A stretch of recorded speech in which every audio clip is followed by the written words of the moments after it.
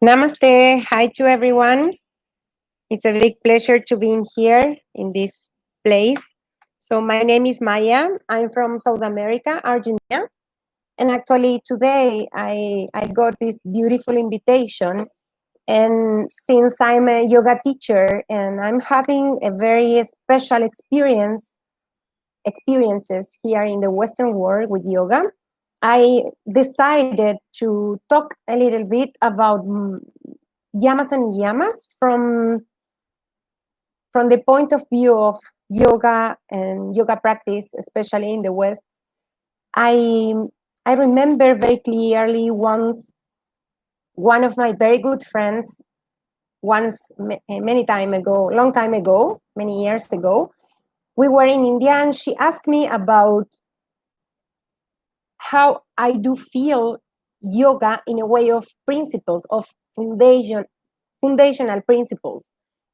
And of course, she was asking me about Patanjali point of view. But in that moment, I say, "What do you mean?" And she explained me, and we were talking a little bit about. So I wanna say with this, what I wanna say with this point is to explain that many times happen that people think about yoga as an asana, as asana practice.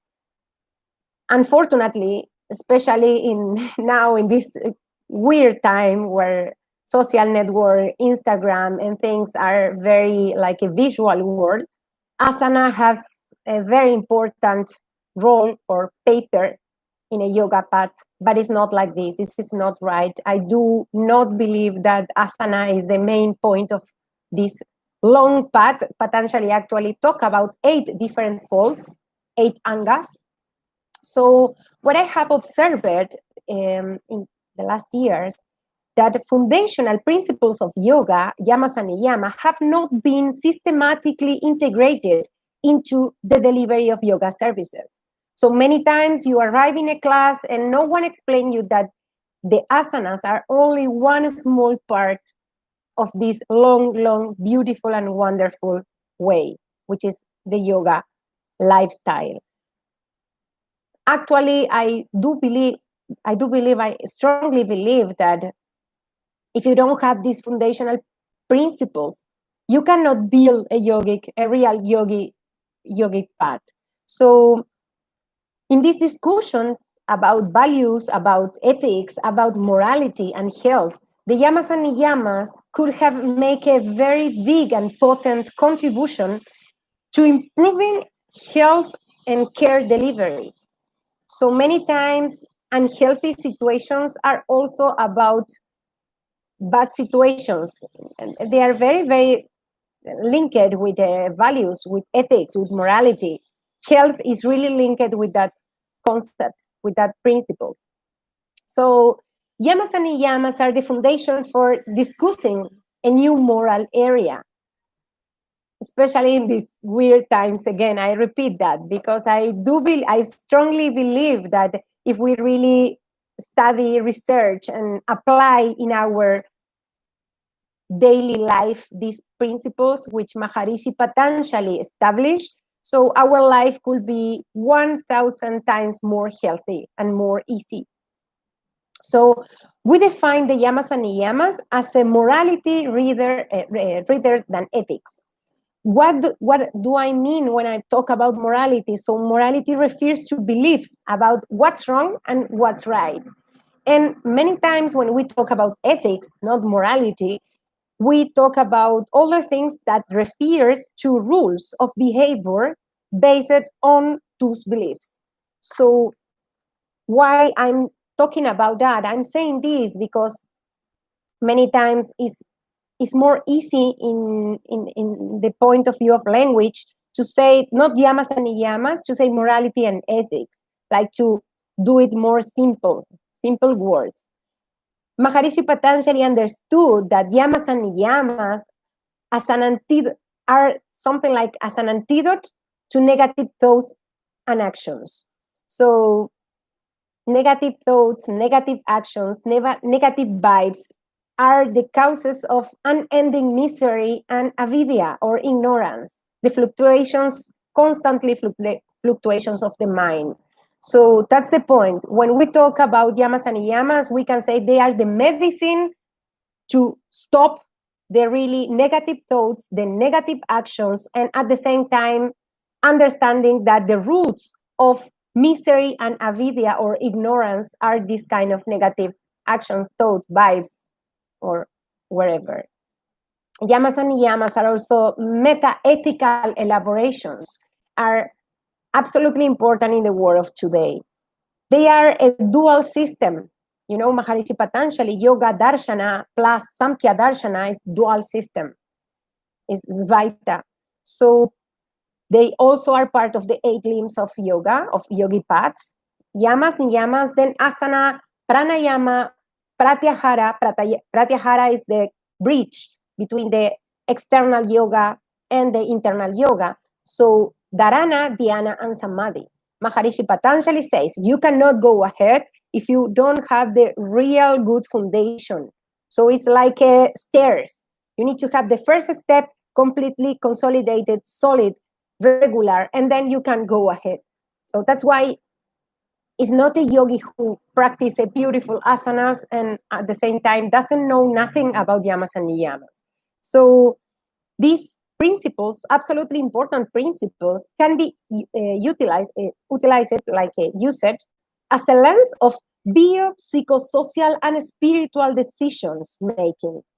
This is something beautiful that I really like to share because it's very related with how I feel this way as a yoga teacher, as a yoga instructor, how I learn from my teachers. Yamas and niyamas are, we can say, the tools, the elements that we can really use to make a good decisions or decision makings, like bio-psychosocial and spiritual decision makings. I love to say that. They promote these principles, they promote in a yogic part behaviors, special yamas. Yamas are the behavior, and personal integrations are the niyamas. See? So it's very interesting since yamas and niyamas can be found in every major religions. Why I say that? Because Buddhas talk about this in the 8 path Buddhist. In Buddhism, we have a lot of these behaviors, rules.